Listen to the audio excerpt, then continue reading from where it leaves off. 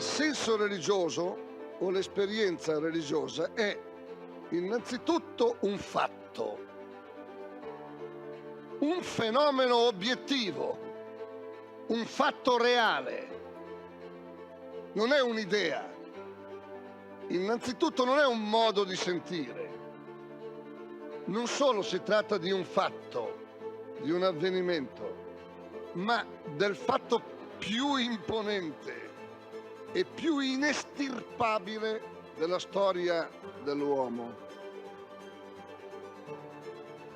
Più imponente, più vasto, che neanche il fenomeno dell'amore dell'uomo e della donna, che neanche il fenomeno del rapporto tra genitori e figli. Perché il senso religioso è un avvenimento che pone, che afferma o che ricerca l'orizzonte entro il quale acquisti senso anche il rapporto tra l'uomo e la donna, anche il rapporto tra genitori e figli. Perciò è più vasto, perfino di quelli.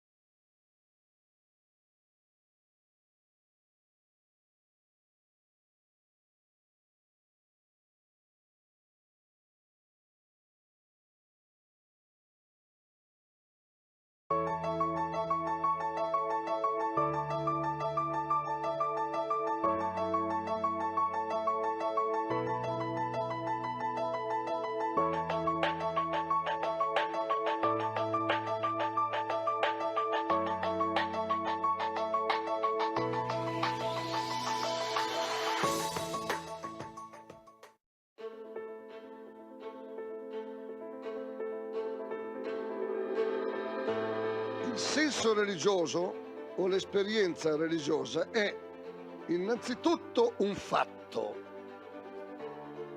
un fenomeno obiettivo, un fatto reale, non è un'idea. Innanzitutto non è un modo di sentire.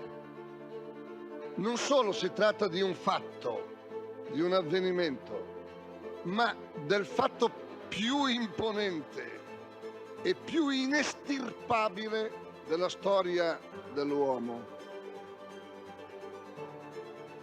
Più imponente, più vasto, che neanche il fenomeno dell'amore dell'uomo e della donna, che neanche il fenomeno del rapporto tra genitori e figli. Perché il senso religioso è un avvenimento che pone, che afferma o che ricerca l'orizzonte entro il quale acquisti senso anche il rapporto tra l'uomo e la donna, anche il rapporto tra genitori e figli. Perciò è più vasto, perfino di quelli.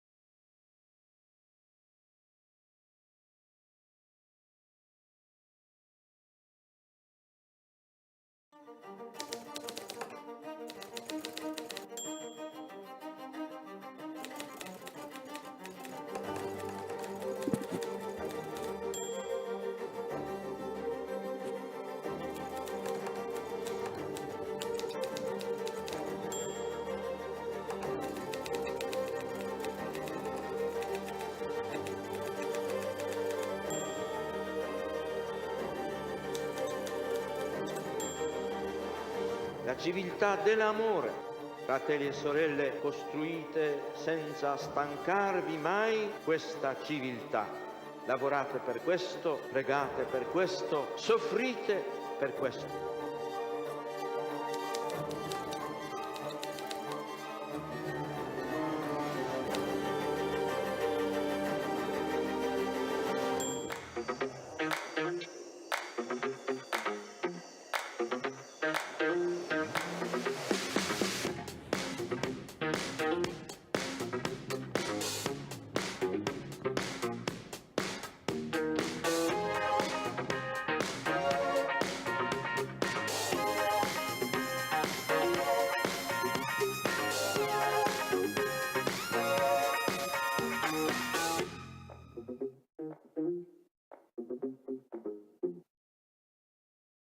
Buonasera. Good evening and welcome to you all. This session is entitled Seeds of Hope in Forgotten Places.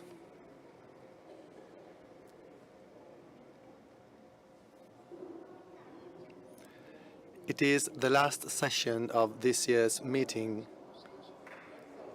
and in a certain sense it is the first of the next meeting for next year, because the experience we will hear from our guests tells us that this meeting has described so many experiences that are a promise for the future, and that for this meeting, those that attended it has been an extraordinary moment of testimonies, of experiences of people that have shown the world that friendship lived in an authentic way is a prophecy for peace, is a prophecy for the next generations, is something that involves young people and that makes it possible to have dialogues that would be unthinkable between different cultures and even between different economic theories. All of this has happened this week. And I'm very grateful to have Alissar Caracalla with us tonight, director of the Orientalist Dance Company at the Caracalla School of Dance, Lebanon, Beirut.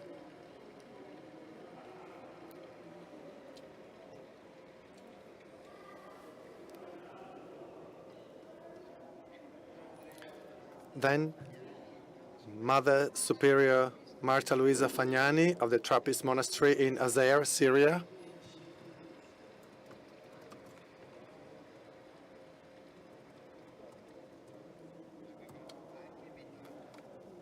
We also invited Father Roger Wawa, director of Radio Maria Congo, but there seems to be there were problems with the visa, and now we seem to have technical problems with the connection, but we'll see whether we can at least have a connection through a radio system or a phone system. We'll see what we can do. Seeds of hope in forgotten places. What does that mean? It means that there exist extraordinary experiences of people that live positively situations that from a human point of view would be considered to be hopeless, without hope. I would like to start with Mother Marta. I would like you to tell us about your experience in this monastery that is located in an area, in a country where there is war, there is extreme poverty, there is famine, hunger, there is very bad health care situation, unimaginable for us. So you have the floor to tell us how you and your sisters are facing this enormous challenge. Thank you for being with us this evening.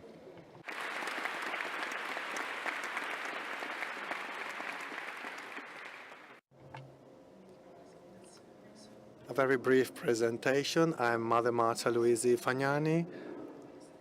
I entered the Trappist monastery, the Sister Sensius Serena Monastery in Tuscany, until when our community decided to start this foundation. We moved to Syria in 2005, and currently we are 5 sisters, 4 from the Val Serena Monastery and 1 from Angola, because our community of Val Serena first founded a community in Angola.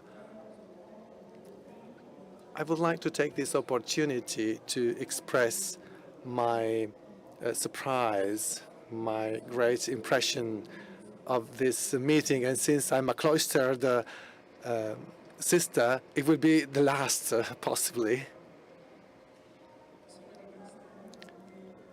But I've been really impressed by this enormous experience of friendship and availability.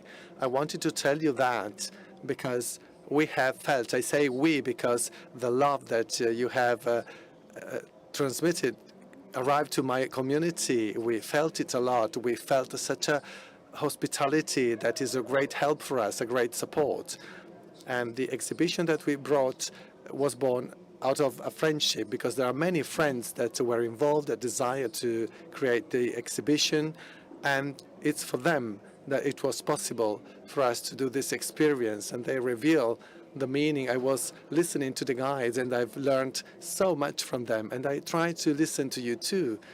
The experience of your life, of your sharing, has been really great for me, and I wanted to say that and say thank you for your trust.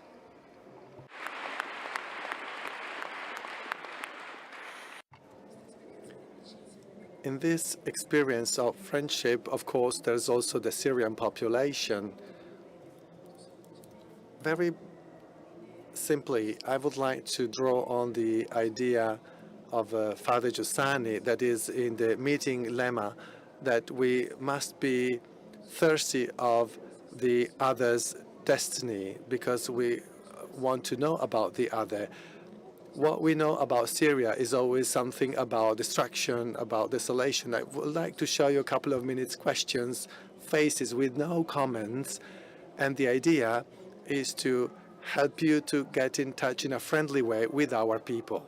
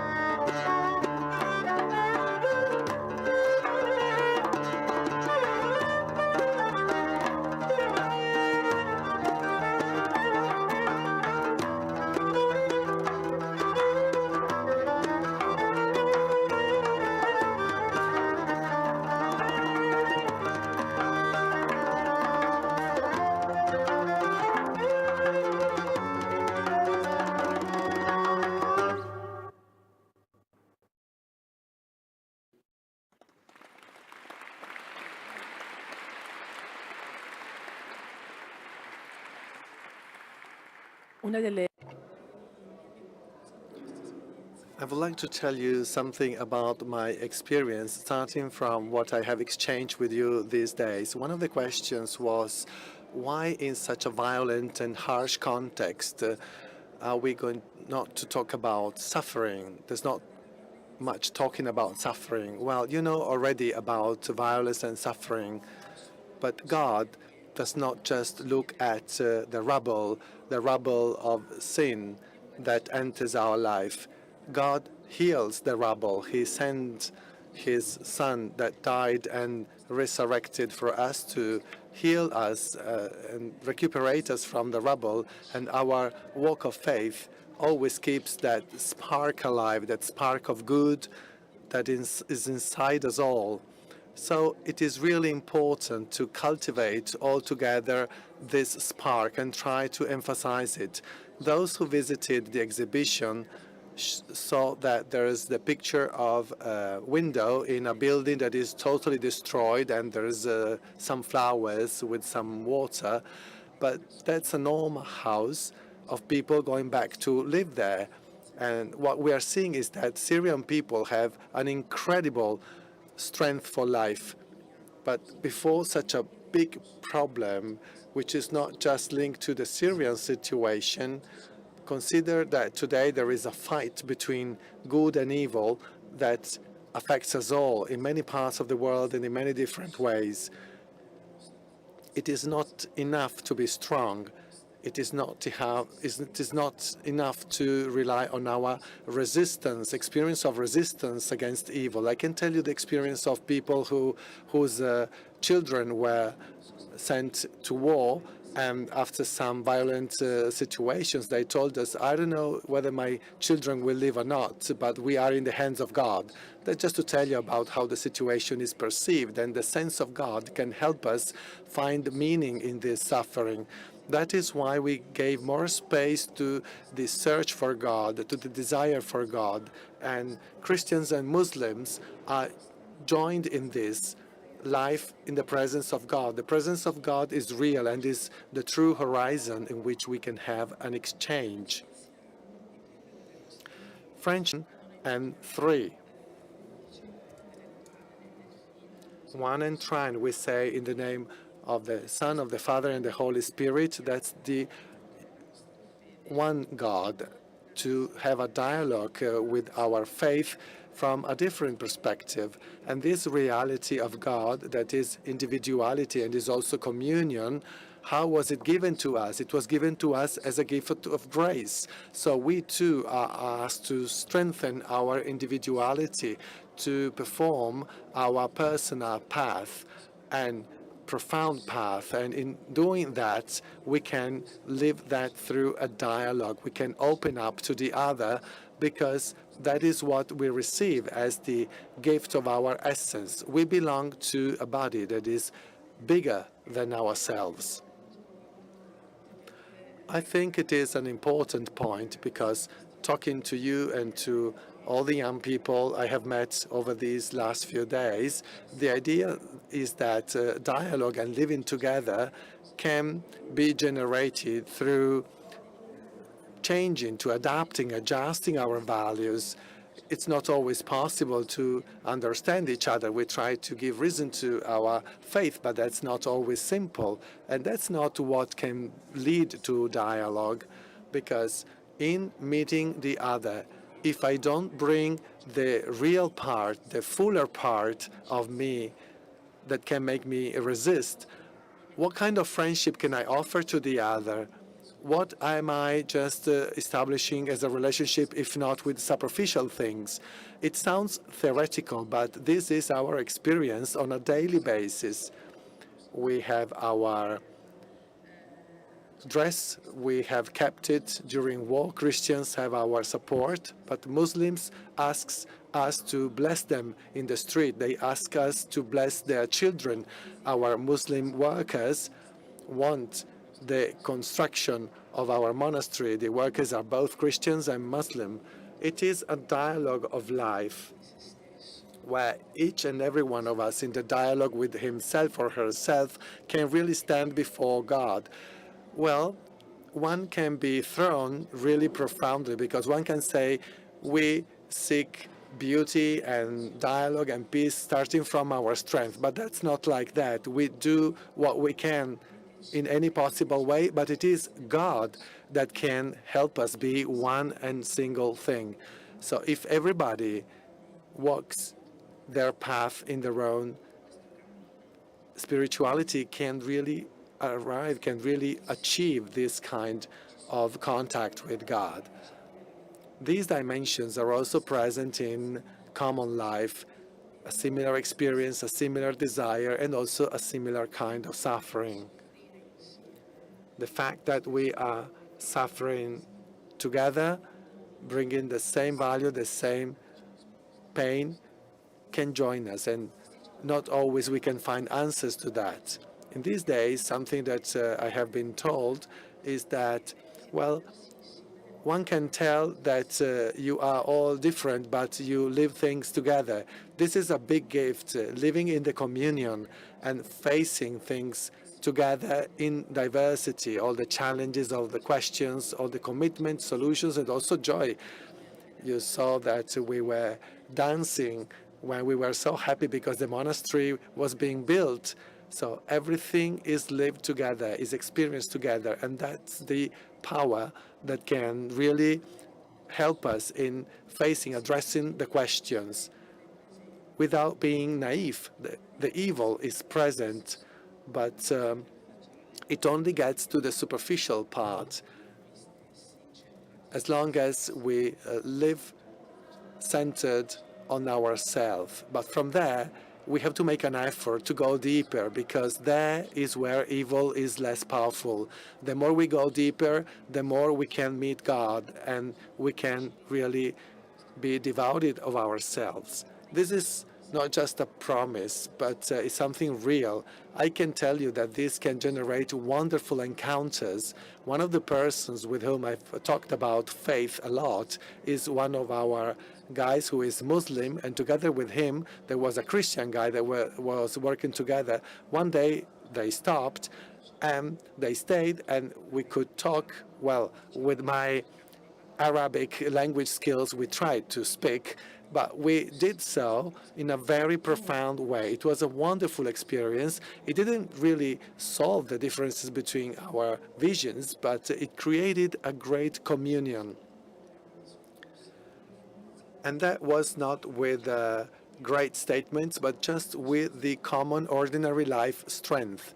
And friendship, it is clear, for us is a friendship that is lived in Christ. It is Christ who told us, "You are not my servants, you are my friends." And that's what gives us the strength to dare, to get closer, to listen, because the more we are free and solid in our quest for the truth, the more we are able to meet the other. The more we eradicate our faith and our reason for life, the more we become open to encountering.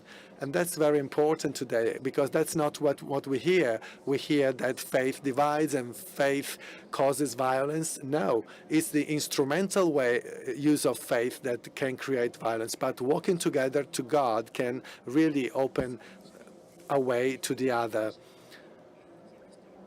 Now I would like to tell you what we do. Those who visited the exhibition have realized that we are a very small reality. We are totally inadequate for all the forces and the situation around us. And what do?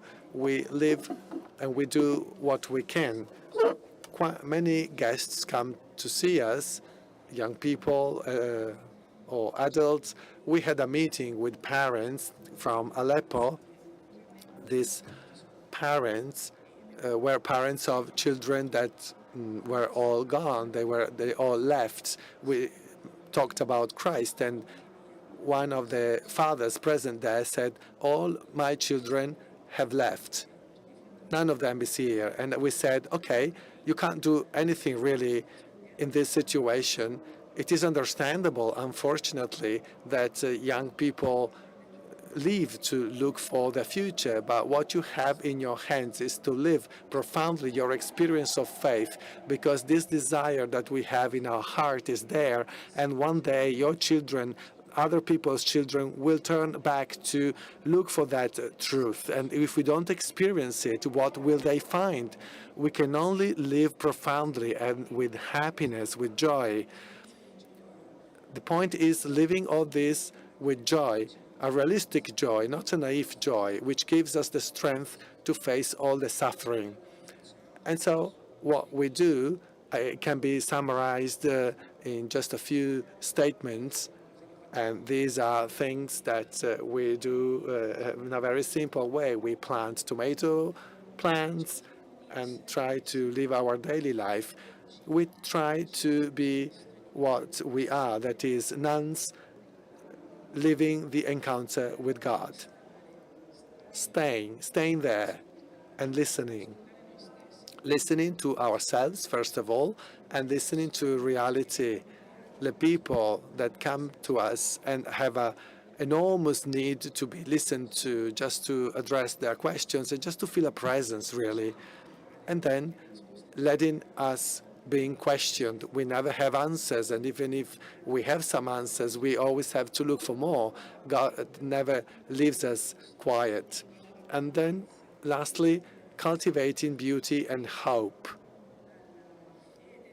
Beauty and hope coming from faith and from the experience that man has been created in the image of God, and that we have to help ourselves to remember this.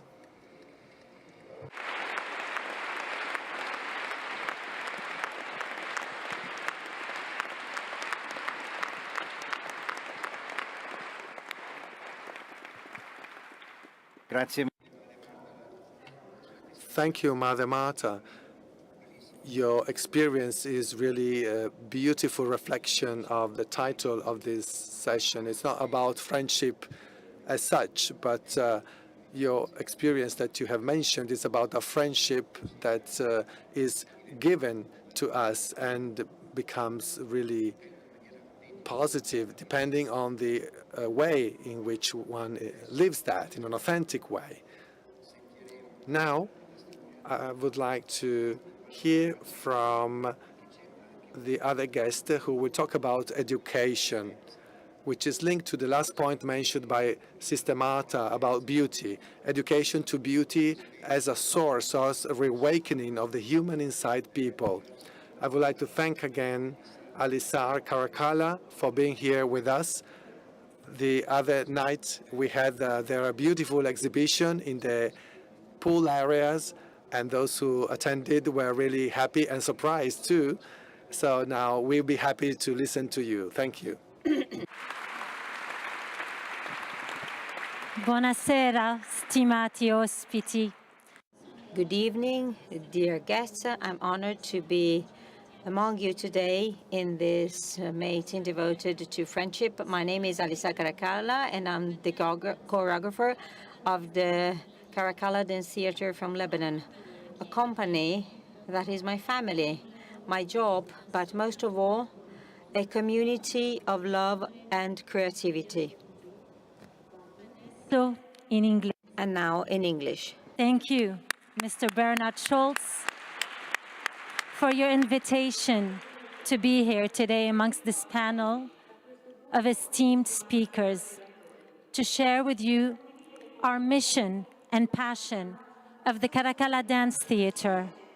It's an honor to be at the meeting, a place which brings people together through this message of humanity. It is a true example that teaches us how giving and how love and faith can guide us in life. It is by being here and being presented on this platform that I'm able to spread our message and speak about our homeland, Lebanon, once a beautiful country that has now been lost in a forgotten sea of desperation.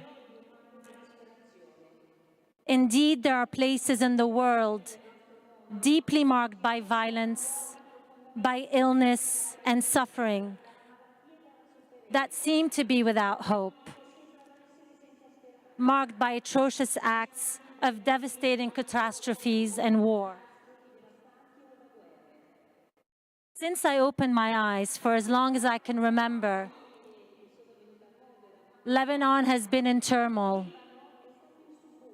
And here we are, nearly 50 years later, and the basic human rights, the human need of peace, of stability, of safety, still evades us. We remain to be victims of a very vicious cycle. Lebanon is the land of the cedars of God. It is mentioned in the Bible over 75 times. An ancient land, Lebanon features the writings of Homer and in the Old Testament. Its cities were major outposts and seaports of the Phoenician and the Roman times. Just two of the greatest civilizations that touched this important point in the Middle East. The capital, Beirut, was chosen for its ideal location on the Mediterranean, and it acted as the heart of the region's tourism, culture, and trade. Today, the country's collapse is of unprecedented magnitude. The crisis combines a foreign debt default, a currency devaluation, and a banking sector bankruptcy unseen since the 19th century, according to the World Bank. On August 4th, 2020, at precisely 6:07 p.m., the heart of the city exploded into an apocalyptic blast. It pulverized the port of Beirut. It destroyed the city, killing 215 innocent lives, injuring over 3,000, displacing 300,000 families, and demolishing the heart of a nation. This is a day that I personally will never forget, and I don't think any Lebanese will ever forget.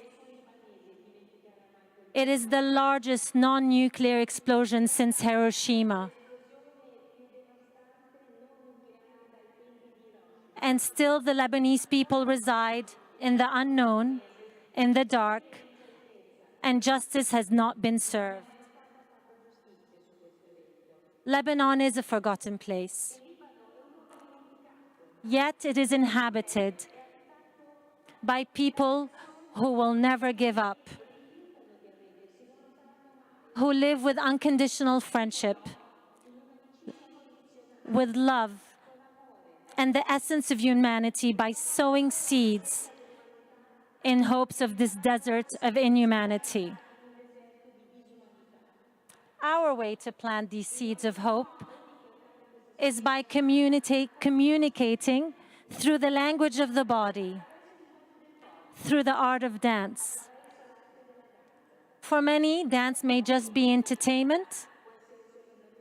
For us, it is our mission. Today, I would like to share with you the message of Caracalla Dance Theatre, the beauty, the civilization, and the inspiration that we try to give to our people. This company was founded in 1968 by none other than my father, a visionary young man, Abdel Halim Caracalla. Through his sheer commitment to the arts and culture and his unbroken will to challenge all the norms that he faced in the regions of the Middle East, his commitment led the company to become today the first and most professional dance company in the Middle East. to share with you my story. I had the privilege to leave the Lebanese civil war at a young age and to live and study in London. My passion for dance took my dance education to the United States, where I continued my studies to form my career. With time, I found myself searching for a purpose, and I felt a summon to return to my home, to my people, a country divided by friction, by sectarianism, a failed political system, and a country divided by religion, where unfortunately faith is not used as a guiding light of life, but sadly used as an effective tool to divide and control the people. I was still young and I did not grasp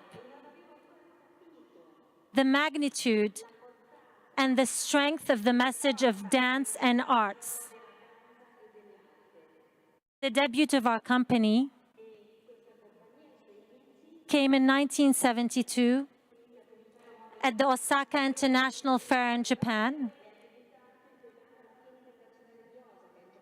And from there, the message of our dance spread across major and most prominent theaters around the world, such as Carnegie Hall in New York City, Washington, D.C.,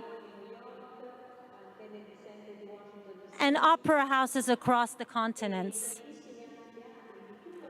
We had the pleasure to be here at the meeting in Rimini in 2012. And I'm very happy to be here again, 11 years later, to continue sharing our message of continuity.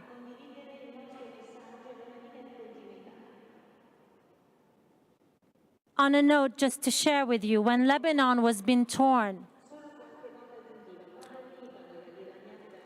by the wars from various religious and political factions, the people of Lebanon was united by the message of Caracalla dance theater. The same religions that were killing each other through a civil war on the streets of Beirut and across Lebanon, these same religions were united in the dance company, all under one message of peace, love, and cultural unity. The company would sleep in bunkers. We would drive under bombs, seek refuge in what was deemed safe. When artists across the world would be rehearsing in a theater, we'd be rehearsing under the stress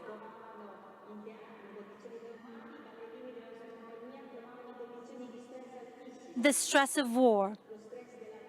This made the company become the national pride of Lebanon. And it continued giving hope that through arts and culture, life does prevail.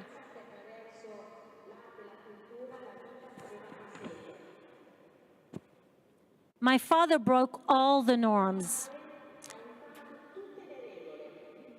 When once the freedom of expression with the use of language as the human body was restricted in some parts of Arab countries, he paved the way of acceptance for dance as a cultural art. And his vision inspired many emerging young artists to find their own way in the world of dance theater. I grew in this company. I was inspired But then I started to soul search. What was my purpose besides being a choreographer? And I found my purpose in the youth. The new generation, a generation lost in social media, a generation of war. How could they relate to our cultural message?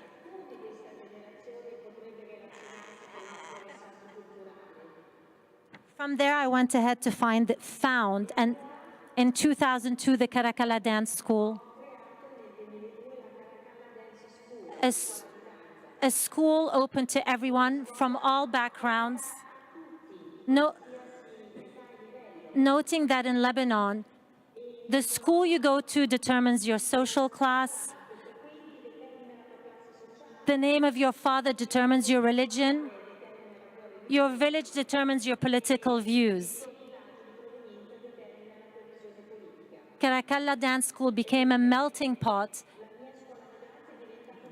an escape, and a place for the youth, for the people of Lebanon. The school started with 50 students, and today we have exceeded 500 students who come to us to escape the reality of the daily struggles that they face by living in Lebanon,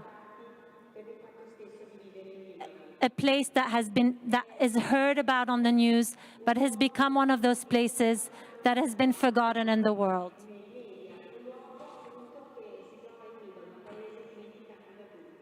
I would like to end to say that it had been 5 years, due to the political situation, that our theater could not perform in Lebanon. The financial situation, the political situation would not allow for it. With the help and friendship and support of the Italian embassy in Beirut, we reopened our performance of Phoenicia, the Phoenicians. What we thought would be a 2 to 3 week season turned out to be 4 months of a sold-out performance to the people of Lebanon, reinforcing to us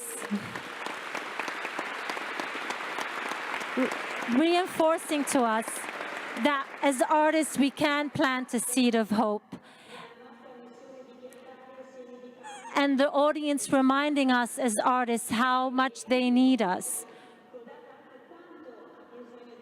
with statements that we would get saying, if Caracalla Dance Theater is back, then Lebanon is back. And I'm honored to be here today,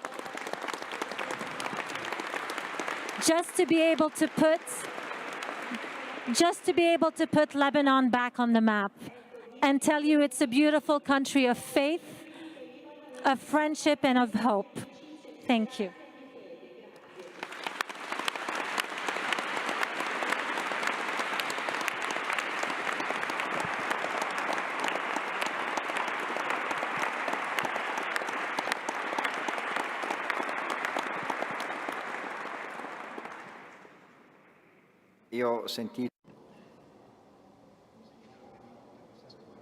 When I heard this story for the first time, I couldn't believe it because it's so beautiful. And beauty is a universal language that unites people if it is authentic and experienced with passion and truth. As she described and illustrated, it goes beyond political, religious barriers of any kind. Thank you very much indeed for coming.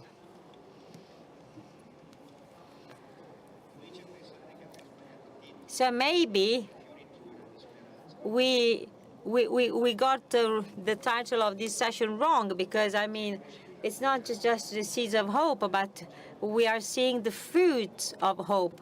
Oh, we succeeded in connecting with Father Roger from Congo. Can you hear us? Okay, great. You can hear us. That's a good starting point.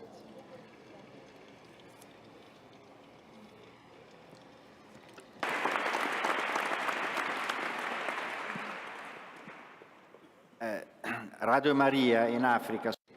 In Africa, Radio Maria is a network reaching out to people living in very remote areas, even in very poor areas. But Radio Maria is a sort of link connecting these people to life and to other beings. So it's a seed of hope for them to carry on. Father Roger, can you tell us more about the mission of Radio Maria in Congo, please?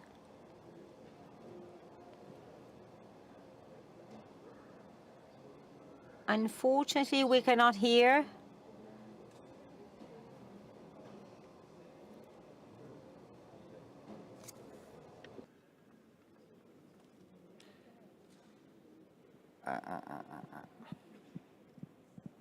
Se la regia mi può dare qualche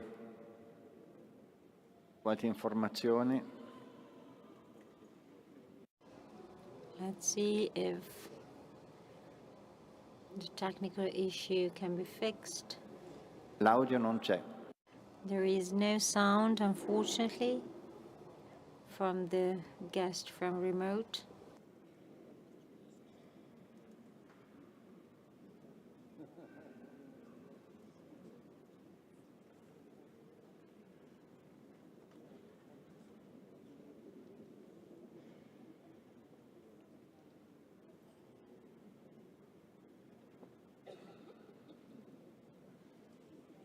Non c'è audio e non riusciamo a stabilire.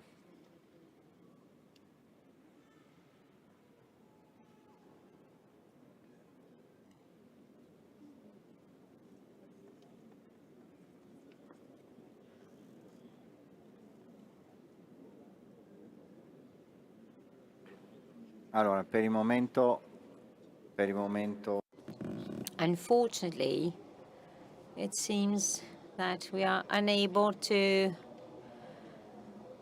hear our guest. So I take advantage of this time to ask an additional question to our guests here in person.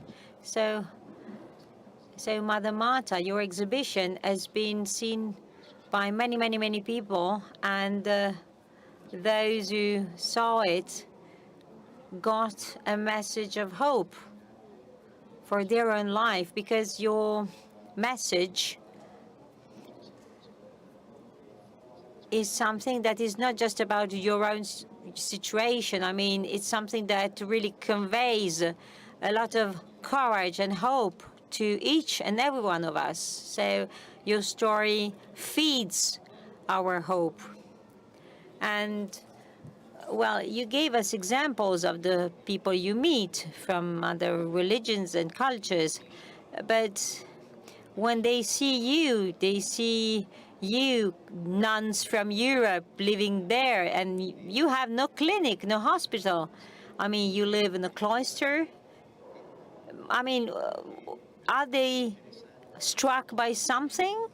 About you, or what makes your experience interesting for them? Well, in the beginning, our presence was not very well understood, and maybe to some extent it's still not understood, because we are not there to do anything special.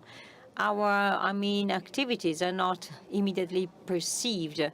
Well, I'll try to see how to answer. Well, let's say that everybody there seems to be willing to leave. Instead, we stay there in spite of the problems. It's not because we are heroes, but because it is natural for us to live like that. So we thought about planting fruit trees even during the harshest of stages of the war. I mean, the locals said, you are the only ones who are thinking about the after-war period. But for us, planning is natural. Thinking about the future is natural. And so this is, you know, a sort of a first reaction. And then, well, we try to do what we can with what we have. We have water, we have land. There are many, many young couples coming to us to take pictures. And we even had one wedding, 2 engagement parties on the same day. And so we try to regulate traffic, or even families coming in the evening with small kids coming round because they find that our place is a place of beauty and peace. And little by little, this has been growing. I mean, especially Christian communities, and we are very happy of that, started to come and visit us more and more from the whole country, from the whole Syria. And usually what they tell us is they find some peace there. We welcome there with a smile. Well, imagine our sort of the way we learned Arabic. We tried to do our best, but it was not easy. But we can offer a smile and some water to drink. We are learning to pray in Arabic. We try to pray in Arabic 60%, but for us, it would be the best thing to pray and to welcome people through prayers. And this is also a new way. So praying the Psalms, using the word of God and the praise of the night. We have a group from an Aleppo Maronite diocese who chose our cloister as a point of reference. So the bishop and his brothers, who is also a priest, brought to us their groups, young students, young kids, a pastoral group, young couples. And so they come to us and they want to experience prayers with us at night, and they want to get better understanding, and they try to somehow live days with us to understand how we live. So they try to experience our life by staying with us. They want to somehow integrate some of our life into their lives. And they are usually pretty struck by our life in a sort of small community. We do everything together. Well, for us, it's normal. It's the way we live. But we are told that seeing us living as a community as a whole is something that they find surprising, striking. But actually, our little gestures seem to be the things that people like the most. They seem to sort of be hungry of that. They want the same thing. Something that surprised me during these days here in Rimini that were beautiful. Thank you very much for your trust in beauty. Was the fact that young people, adults, young couples, many people told me, what you do is helping me a lot and help me understand how to live better where I am. Well, this is maybe one of the things that people like in us. Thank you.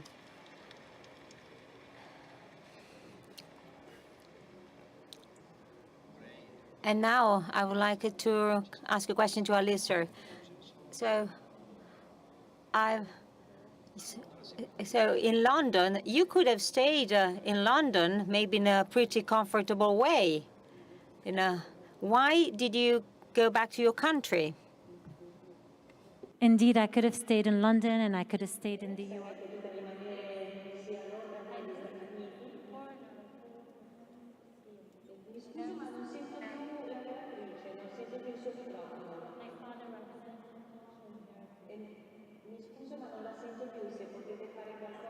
just a moment. They don't listen to.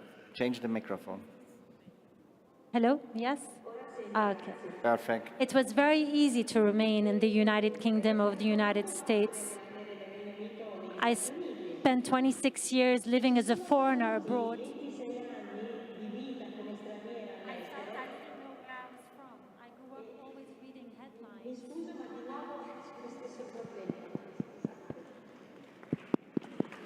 Can you hear me now?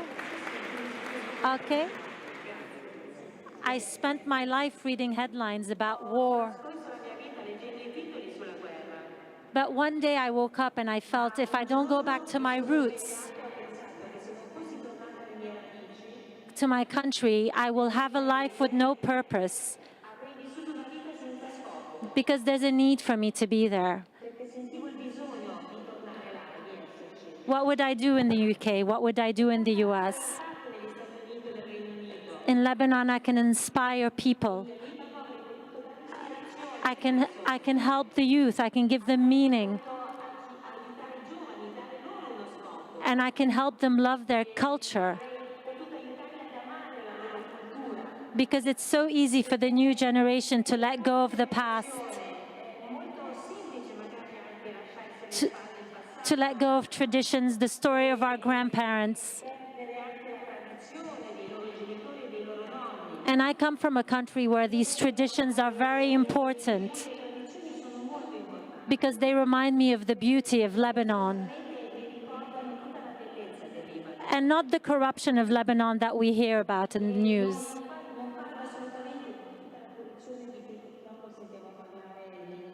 The Lebanese people live in peace amongst each other. We accept each other's religions.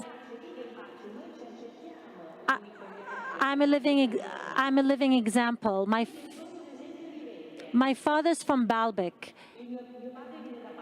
It's the Roman city of Heliopolis, with the greatest temples of Bacchus.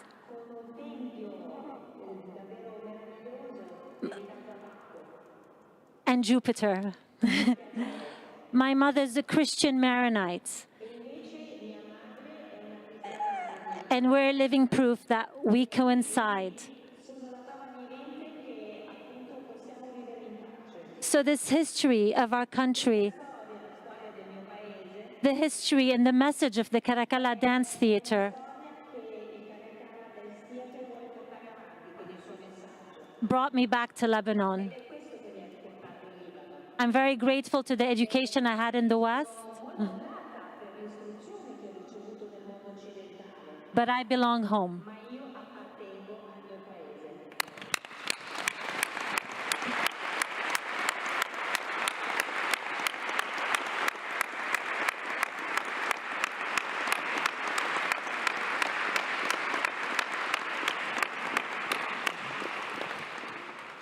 L'altra sera quando ci siamo in When we met, you said, well, to me, when I was very young, I told you Lebanon was really the symbol of cohabitation between different religions and cultures. And I grew up with this idea that faced with so many disasters, wars, hostilities, so the cedar of Lebanon was and still is a symbol. When I was young, Lebanon to me was all this. And this evening, in spite of everything we know, we also know that there is something that is making these roots grow and prosper again. Thanks.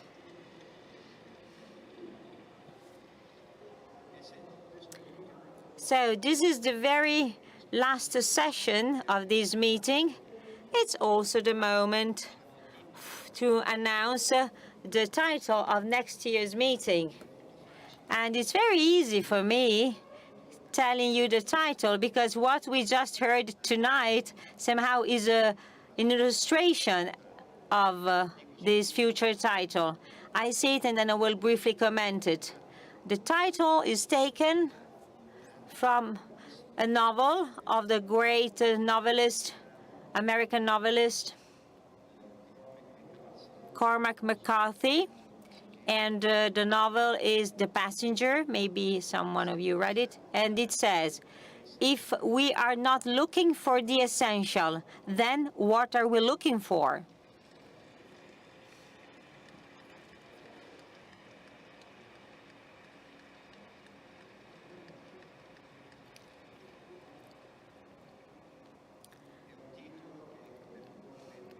Well, in my opinion, this is a title that certainly will find many expressions. But what the people visiting the cloister of our guest look for? Do they, and the people who dance in the company, and what are they looking for? Not just entertainment, but something more, something deeper. And well, we live in a world full of distractions, and often it just stops at the appearance, lives of idols. And many sessions and conferences of this meeting have shown that friendship let us get to the essential, let us understand and grasp the essential. Let us get the great questions about our ultimate purpose. We live surrounded by so many distractions. Sometimes we are distracted even and detached from ourselves. Instead, these testimonies and many more will help us ask the key fundamental questions. What do we really want?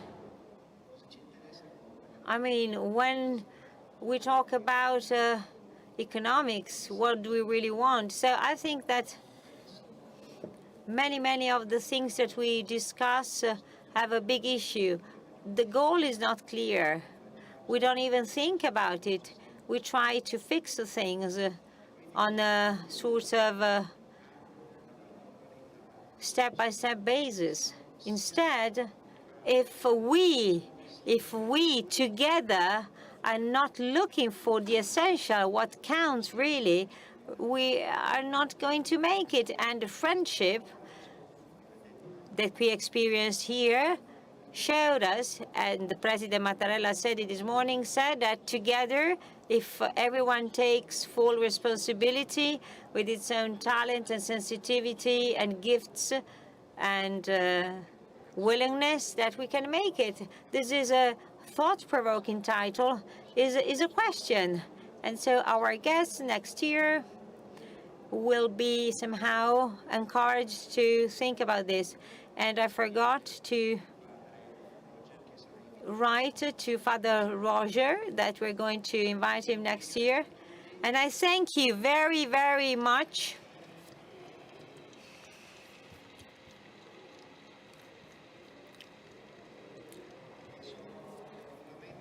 And I'm really grateful that this last session somehow is the first session of next year's meeting, 2024, that is going to take place again from August 20th until 25th. So same dates, even though the days of the week will be different. Thank you very much. All the best, and see you next year.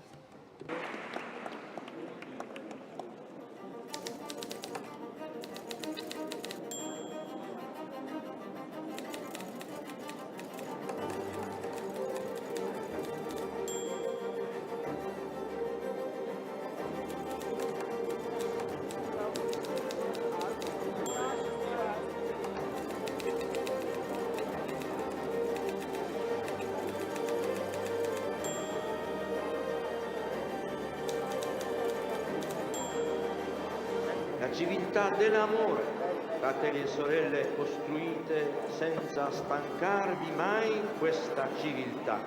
Lavorate per questo, pregate per questo, soffrite per questo.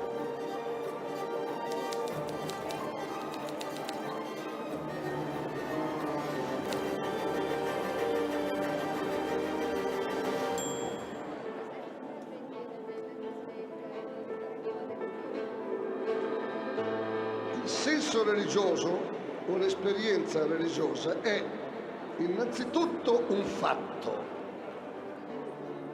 un fenomeno obiettivo, un fatto reale, non è un'idea, innanzitutto non è un modo di sentire, non solo si tratta di un fatto, di un avvenimento, ma del fatto più imponente e più inestirpabile della storia dell'uomo.